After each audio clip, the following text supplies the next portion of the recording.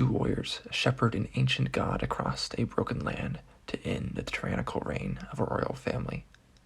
Hello and welcome to Liam's Lyceum. I'm your host Liam, aka Himbar, and today I'll be doing a spoiler-free review of Simon Jimenez's The Spear Cuts Through Water. Here I am on the liminal spaces of BookTube, and I am reviewing, of course, the 2022 epic fantasy standalone by Simon Jimenez.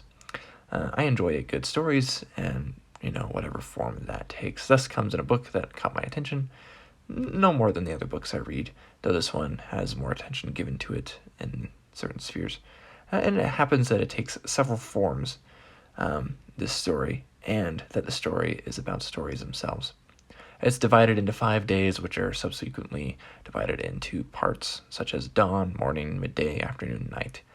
Each day has a subtitle, such as in which we offer our finest harvest, and then finest catch, finest weaves, finest weapon, and finally the finest dance.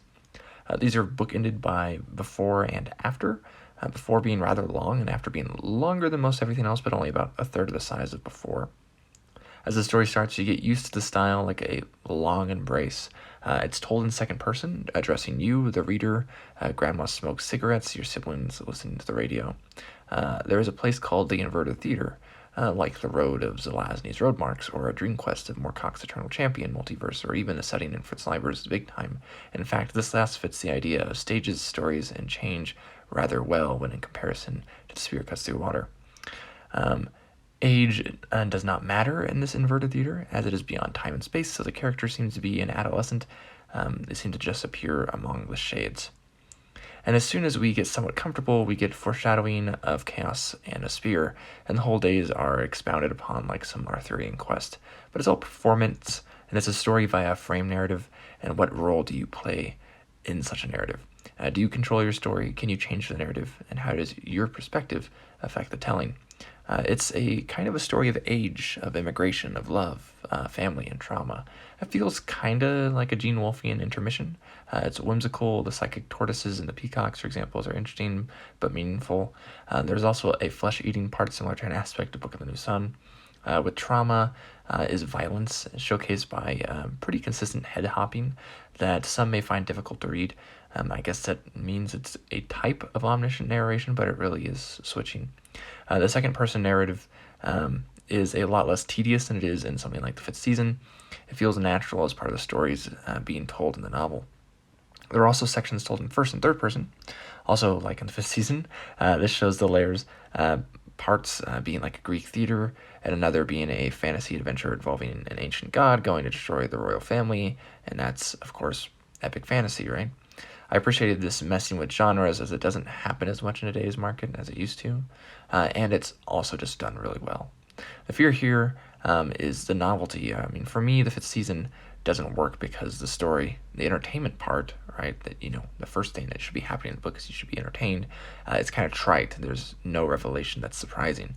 So the cool parts of the story are overshadowed. In The Spear Cuts Through Water, while you can get a bit sick of the novelty, it's largely down to the size of the book. The varying stories are interesting and entertaining, kind of like a court jester juggling, just how it switches to things so often. There's a nice turn of phrase that is simple but profound, like much good literature of prose and prosody. And the world is not derivative of other epic fantasies. In fact, it seems inspired by Chinese myth, but is structured in a way that feels very much unique. It's a tad long, I would say, which is an annoying part of the present state of fantasy, but a problem it doesn't fall into is that of being a series. Yeah, it's a standalone. Jimenez also does his world building through story and showing. Many epic fantasy writers today could take note, because it seems Jimenez has done just that from authors of yesteryear while making it a new enough story to be worthwhile. And thank God there's no magic system.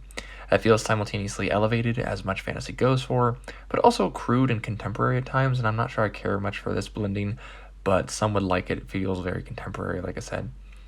Another theme I like is the family here. There's those immediate, those adopted, your ancestors, and names and identity and roots.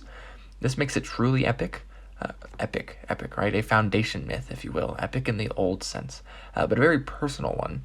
It's almost like a pilgrimage, and it kind of plays this part of making you think, what's your story? And what are these character stories, but also what's yours, right? Especially with that second person part coming in. Overall, I think there would be a good analysis to be done from the formalist approach, as it's definitely not your typical narrative. Multiculturalism would also be intriguing, and so would the historical, I think. I wonder if Jimenez has writing these stories I mentioned early on.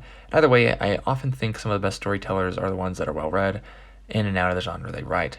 Either way, I enjoyed this one largely, wasn't super blown away by it, but I did enjoy it. I think it might be worth someone's time.